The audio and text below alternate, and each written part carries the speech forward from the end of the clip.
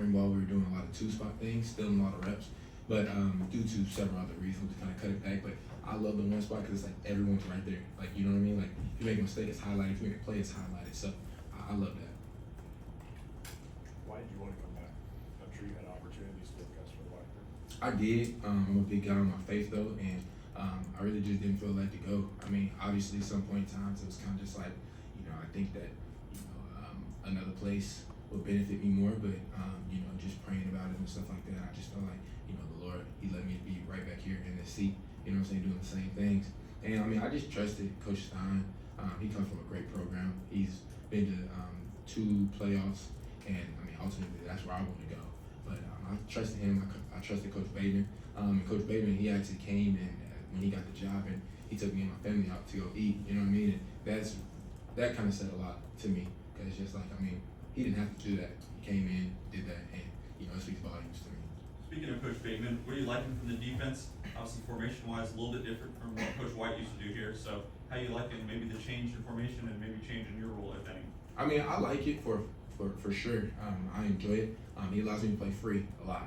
And I can go make plays on the ball, make big hits. I'm a bonus hitter a lot of times, so I love it for sure. At the end of the day, he does have a little bit more terminology, but I think being a student in the game, it's just gonna help me in the long run. So I enjoy it. Like, it's a challenge to me just to learn the playbook. So I just continue just to learn my part, learn other people's part, and like just how I was last year, try to be a coach on the field when we get to the fall. Ty, last time I spoke to you, talked about growing into a leadership role in the team and being a leader. Mm-hmm. Stein just told us that he's very happy with where the defense is at. So for you, how do you kind of evaluate where the defense is at this stage, and how do you like what that unit's looking? I think we're doing pretty good. Obviously, I feel like it's some things that we definitely have to improve on. Communication, checks, and tackling too. But I think that those are things that you can never just get too good at. You know what I mean? And I think we just got to come with that energy each and every single day. We're in the smack dab middle of camp right now, so it's like it's gonna be easy for someone to roll out of bed and be like, "Ooh, I'm a little sore. I don't feel like doing this." But it's like guys like me, guys like Grant Godfrey, guys like Torian Nichols, guys on the D line like Keys and stuff like that. Like, we have to pick people up. Jordan Castell as well. We have to pick people up and be like, every day is an opportunity for us to get better, and we have to look at it as such. Like, seize the moment. He highlighted you as one of those guys in the team that he can just tell loves ball. So today you guys got to tackle for the first time. Just how excited were you to put on the pads and go do some tackle football? Oh, I'm always ready for it. I'm always ready for it for sure. And we don't get to do a lot of tackling. A lot of stuff is stud. And I had a conversation with him. That's a little different to me because last year, my past 3 years, we thudded, but it wasn't like to this extent. Like, he wants to thud like each and every single time. But just being able to go out there and like have a live period, like it just felt good. Just felt like I was back at home, my natural habitat. Stein spoke highly of the tight ends today and what they've been doing. You run across them a lot at your position. Yeah. I assume. What have you been seeing from those guys? I've been seeing excellent things, really good work. Willie Rodriguez, he stepped up a lot. And that was another thing too. I remember when he was making his decision coming back, he texted me, and we were talking about Coach Sloan a lot. And now Coach Sloan, he's known for getting tight end the ball and getting him involved, his position involved. So, but he's taking a tremendous step, passing the ball. He's always been a very aggressive guy who always wants to lower his shoulder and everything. So, but it's just fun to see him coming alive and taking the next step. But also Michael Skinner. He was on the roster last year. Didn't really see too much playing time, but this year, I think he's coming out of the shell a little bit, and he's understanding the plays. He's getting better each and every day, and he's a guy that's going to be really nice for us too as well. And I can say the same thing for Henry Boyer and Elijah Brown as well. They're finding their way, finding their market. At the end of the day, it's just great to compete against those guys because I really feel like the tight end room, when we get on the field, off the field, they nice, real nice. But on the field, they crazy. So, it'd be fun just to go up against them every single day. For a guy who led the SEC in interceptions, you got some honors at the end of the year. Why is this senior year for you going to be better, and what have you been working on? I've been working on everything. Like I said earlier, it's a new defense. From top to bottom, it's a new defense. So I'm working on my leadership skills. Obviously, I'm working on being a better player on defense, and I'm just working on the things that I can't get too good at because my goal, my dream, my aspiration is to get to the next level. You know what I'm saying? So just continue just to clean up my tackling, my angles, being a coach on the field, helping guys get in line, and being a communicator as well. I think something I got to improve on now is the fact that, like, I look for the ball too much, and it's just like, just be in your spot. You know what I'm saying? The ball's gonna come to you, but just continue just to get the ball out the air or bat the ball down to the ground. And also I gotta do a better job of creating fumbles this year and fumble recovery. So yeah, that's my emphasis this year. What about Martellus? Moving to the other side, you Yeah, guys yeah.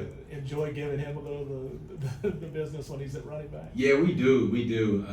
Especially like when he first got over there. Now he's been over there for a little bit of time, but when he first got over there, like every time we would thud him, we would let him hear it a little bit because he was just in our room. You know what I mean? But I'm proud of the kid, and I told him the day that he transitioned to running back that you're living out a lot of people's dream, and a lot of people, my dream. You know what I'm saying? Like when I came in as a freshman, obviously the goal was to play both sides because I did in high school. And then you had Travis Hunter and all these other guys playing both sides. So it's like it's right there. But a lot of people don't get to do that. And I told him, like, bro, you're living out a lot of people's dreams. Like, seize it. Like, it's right there in front of your face. Go make some plays. Come back on defense, make some plays again. But I'm very proud of that kid, man. He just got to keep his head down and do exactly what he's doing right now. Because at the end of the day, he's being unselfish and he's helping us win ball games. We got a lot of running backs down, a lot of running backs out, and he stepped up without any hesitation and was like, I'll go play running back for us.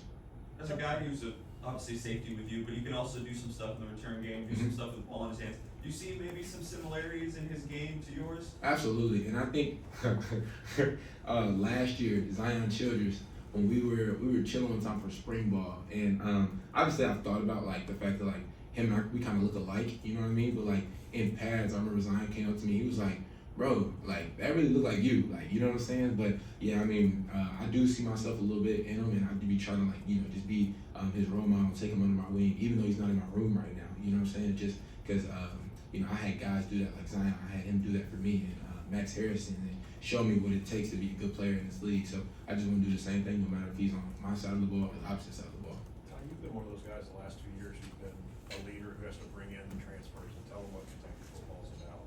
How does that change now that you're learning a new staff and everybody's kind of like a fresh start here? I think at the end of the day, like, and this is on my dad talking, like as a man, your principles don't change. You know what I'm saying? So you could be in a room with anybody, your principles don't change. So it's just like I just take that and I just kind of just put in the football room. Like, I'm gonna be myself, and at the end of the day, this is who I am and this is what I do. And just learning to, like, I'm a firm believer of I can't coach anyone if I don't know it. So obviously, I'm going home, I'm learning it that day, I'm going home and I'm studying it over and over and over and over again just to make sure that I'm right. So if anyone messes up or anything or asks me a question, I can be right there. Because being a young guy before, it's so much easier to go and ask my peer than just to ask the coach. You know what I mean? And we've all been there, and I've seen it happen with the young guys in my room from previous years. Like, they want to approach a player and ask them a question instead of asking the coach. But it's just like just staying true to myself, and at the end of the day, just being who I am, and trusting everything else. Have you seen any young guys who didn't play much, really benefit from this mixing up the teams and not having a true depth chart? Yeah, I believe I have.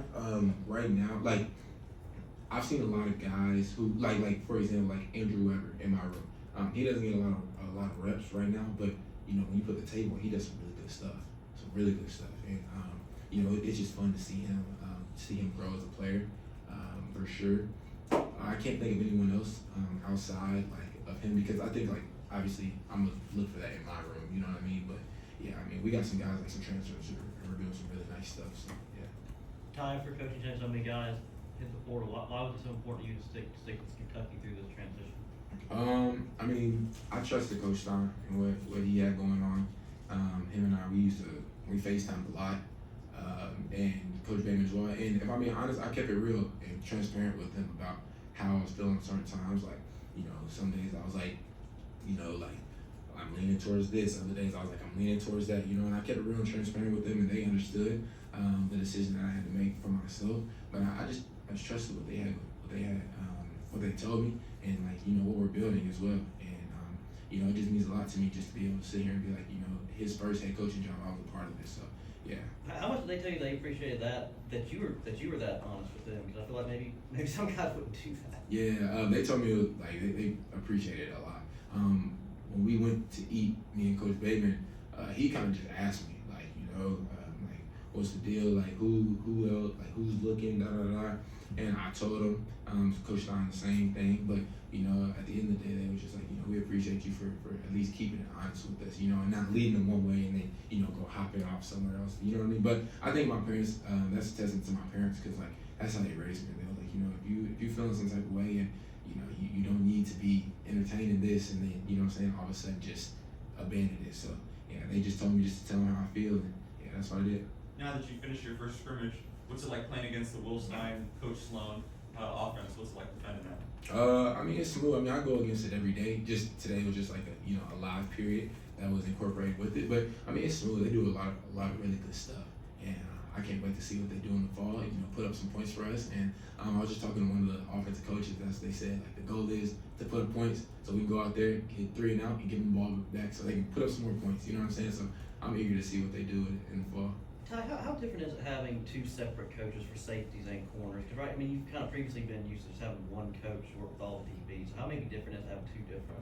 Nah, last year we had 2. We had 2. Like Coach Collins, he primarily coached the corners. Coach Rufino, he primarily coached the safety. So I mean, it's the same. I think this year we meet a little bit more as a group, and I like that because it's just like, you know, everyone's on the same page. Everyone's on the same page. We know what we're doing, and yeah, there is no mix-up when we get out there on the field. Okay, folks, thank you very much. I appreciate you. it. Yep, have a